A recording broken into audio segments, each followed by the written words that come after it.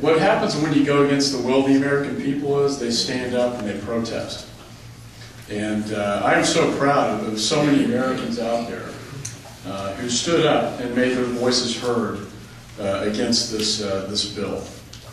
And we saw them at the Capitol. There's a lot of energy out there.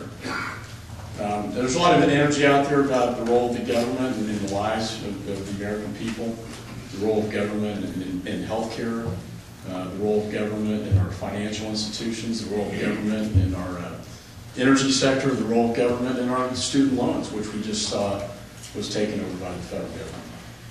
Speaker Pelosi said, we have to pass this bill to see what's in it. I don't quite understand that comment. We have to pass this bill to see what's in it. Well, to some extent, that in an odd way, was true.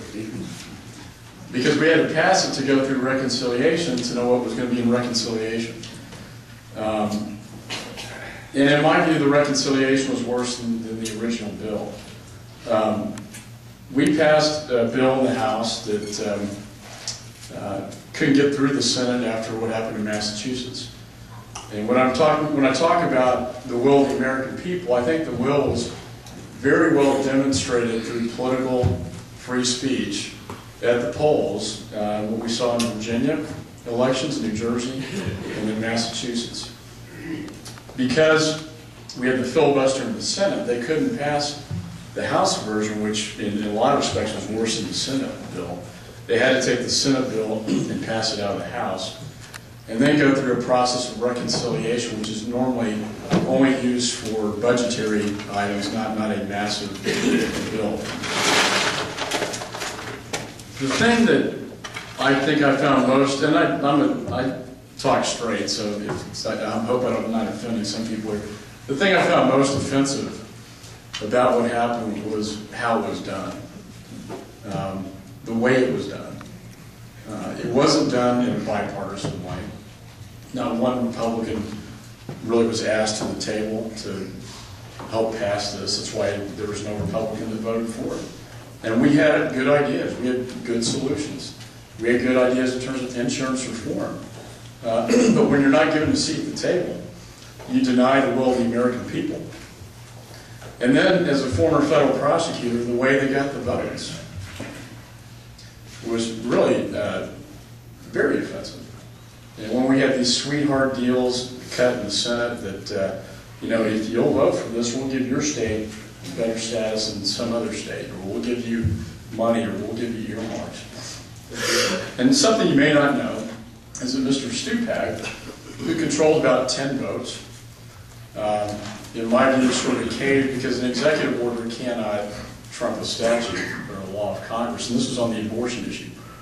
However you feel about abortion, I think we should not be spending taxpayer dollars to fund it. And this bill has a problem with that. But not only did he cave on the executive order, but he was offered about $700 million in airport projects in his district. And that's the inside baseball Washington stuff you don't hear back home. It's something that the news isn't really talking about. I took a stand against earmarks until we could fix the system and make it more transparent and take the corruption out of the process. And that's what's wrong with Washington today. And we need to fix it.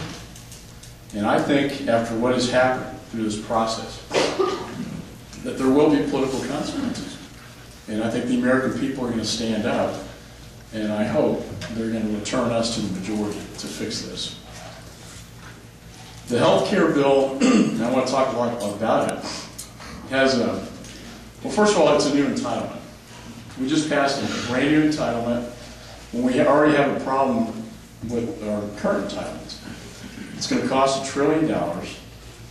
It has $500 billion in tax increases in it, mostly on small businesses. So it's a punitive measure against the very institutions that creates the jobs. To me, it's all about the economy and jobs right now. That's what we got to be talking about. There are a lot of people hurting out there who need work, who need jobs, and instead we pass this massive bill that literally puts the government in charge Now, through the Secretary of Health and Human Services, over what kind of health care plans you get. At the same time, for seniors, it cuts Medicare by $500 billion. It eliminates Medicare Advantage. So, in the rural counties where Medicare Advantage has worked so well, and we'll see how this plays out, the devil's in the details, but if that's not available to seniors, what you're going to see happening is doctors dropping Medicare patients. New England Journal of Medicine came out with a study. They said if this bill passes, a third of the physicians are going to find something else to do because they won't want to practice medicine. In rural counties where we have a shortage of primary care physicians, that's a very serious consequence. I hope that doesn't happen, but that is a serious concern with this bill in terms of what it does. So you have a $1 trillion entitlement that they say is somehow going to bring down the deficit. I don't know, Pat, what kind of budgetary gimmicks are at play there, but I've never seen a new entitlement to the tune of $1 trillion that's going to bring down the deficit. We got a $14 trillion debt that we got to deal with, and now we have a new entitlement that's spending that much more money. The tax increases are very punitive on small businesses. There's also an investment income tax, so for those of you who have a house that you want to sell, the capital gains tax rate, not only does the Bush tax cut expire, so that it goes up from 15%, but there's a 3.8 Medicare tax put on top of the tax cuts expiring. So the capital gains tax rate is going to go up to 24%. And then the top tax rate on dividend income will go up to 43.5%. President Kennedy, a Democrat, advocated the best way we can stimulate the economy is to cut the capital gains tax rate. That's one of the best ways to create jobs, and he was right. That was tried and proven, and it worked under a Democrat administration. Then President Reagan came in, did the same thing, and it worked. It stimulated the economy. We can stimulate this economy and create jobs, but we can't do it by taking money out of the private sector and creating government jobs, which is what the stimulus did. If we can return, it's not the government's money, it's the people's money. If we can return the people's money to them, they can invest it and create the jobs. It's a very simple idea. It's economics 101, but that is the philosophical divide we have in the Congress right now, is how best to create jobs. One is let the government do it, and the other one is let the American people do it by returning their money to them. If you have more money in the private sector, then you're going to have that engine out there. You will prime the engine of job creation, and this bill does not do that. It's one of the biggest, probably 25 years that we've seen that really advances the role of government in what I consider to be a destructive way. When you look at what the Founding Fathers stood for, they had a certain distrust of government. They were certainly against taxes, and when you look at the Boston Tea Party. This is not in line, in my view, with what the Founding Fathers stood for. They wanted, they believed in the people. And certainly Jefferson, there's so many quotes out there about what he felt, the role the federal government should have. And it should be very limited in power. And the 10th Amendment still means something. That what is not delegated to the federal government is reserved to the states.